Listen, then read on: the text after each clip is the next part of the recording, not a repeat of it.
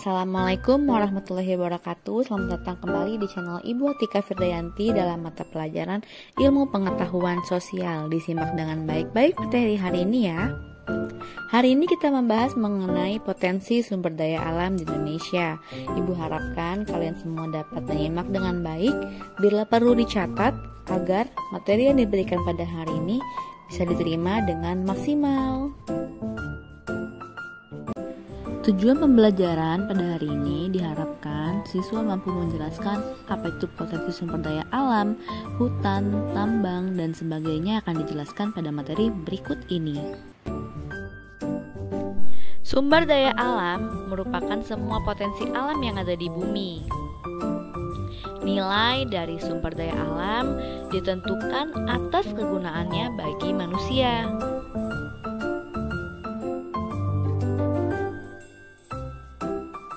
Sumber daya alam dapat dikelompokkan menjadi 5. Yang pertama ada sumber daya alam berdasarkan kemungkinan pemulihannya. Yang kedua ada sumber daya alam berdasarkan materinya. Yang ketiga ada sumber daya alam berdasarkan habitatnya. Dan yang keempat ada sumber daya alam berdasarkan bagian atau bentuk yang dapat dimanfaatkan. Dan yang terakhir adalah sumber daya alam berdasarkan daya pakai dan nilai konsumsi.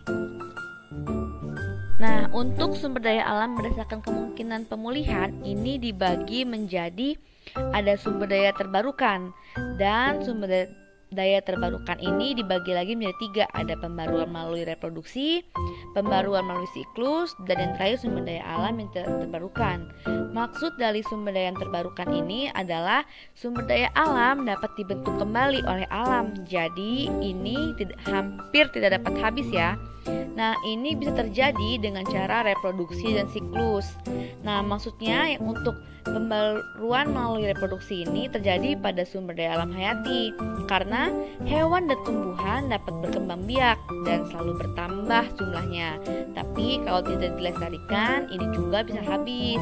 Lalu yang kedua ada pembaruan melalui siklus. Ini contohnya ada air dan udara. Maka dari itu sumber daya alam tersebut selalu terbarui, tapi aktivitas manusia yang tidak menjaga dapat menurunkan kualitas dan kuantitas sumber daya alam. Yang terakhir ada sumber daya alam yang tidak terbarukan. Contohnya ada mineral, barang tambang, batu bara, gas alam, dan bahan bakar fosil. Lalu selanjutnya ada sumber daya alam berdasarkan materinya. Ini dibagi lagi menjadi 2 macam. Ada sumber daya alam organik dan sumber daya alam anorganik. Sumber daya alam organik ini maksudnya adalah sumber daya alam yang materi pembentukannya berasal dari dasar hidup yang terdiri atas hewan dan tumbuhan. Contohnya ada kehutanan, pertanian, perikanan, dan peternakan. Ini kayak seperti yang digambar ya. Yang kedua adalah sumber daya alam anorganik.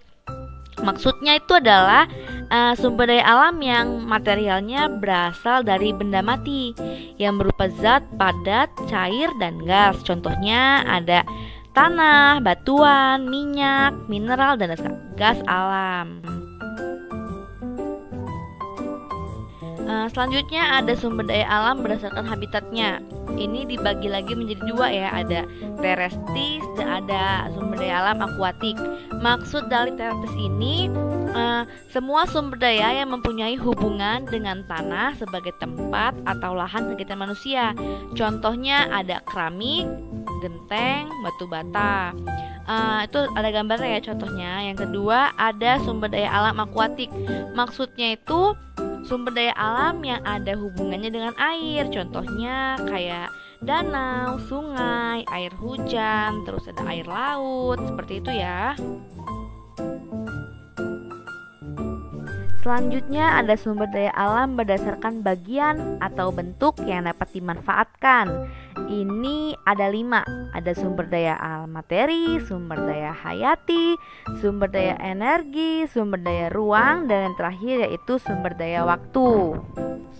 Kalau Kalau sumber daya materi, maksudnya itu adalah sumber daya alam yang berbentuk materi.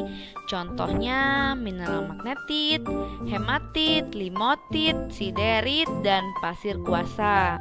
Kalau sumber daya hayati, itu maksudnya sumber daya alam yang berbentuk makhluk hidup, yaitu hewan dan tumbuhan. Kalau sumber daya alam energi, itu maksudnya sumber daya alam yang berguna untuk menghasilkan energi. Contohnya kayak bahan bakar fosil. Bahan bakar fosil ini kan ada bensin, solar, dan minyak tanah. Ada juga gas alam dan yang lain-lainnya. Kalau sumber daya ruang itu ruang atau tempat yang diperlukan manusia untuk melakukan aktivitas hidupnya. Jadi semakin besar pertambahan jumlah penduduk, makin sulit juga nih diperoleh sumber daya tempat tinggal. Yang terakhir ada sumber daya waktu. Sumber daya waktu itu maksudnya sumber daya alam yang terkait dengan pemanfaatan sumber daya alam lainnya. Contohnya kayak air sulit didapatkan pada musim kemarau. Jadi perkembangan tanaman, pertanian menjadi terganggu.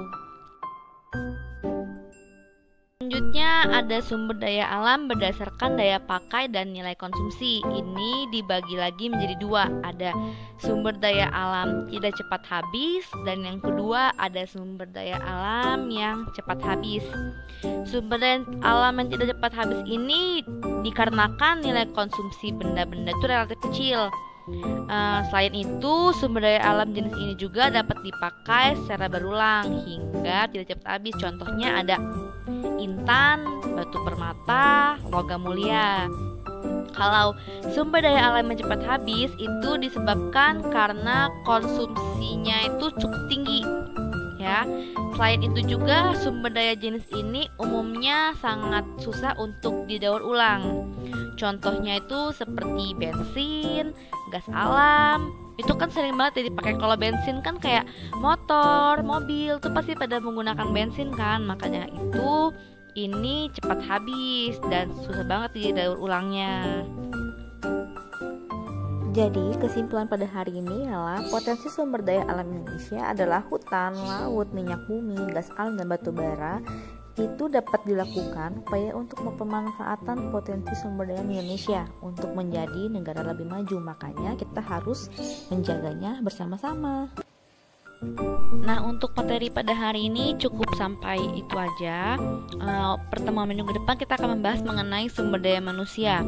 Ada jumlah dan sebaran penduduk manusia serta komposisi penduduk. Dua subbab itu yang akan kita bahas di pertemuan berikutnya ya. Untuk pertemuan hari ini jangan lupa materinya dicatat, dipelajari biar ilmunya dapat digunakan dengan maksimal ya. Sekian untuk hari ini. Terima kasih untuk yang sudah menyaksikan sampai habis. Ibu akhiri. Wassalamualaikum warahmatullahi wabarakatuh. Tetap semangat semuanya.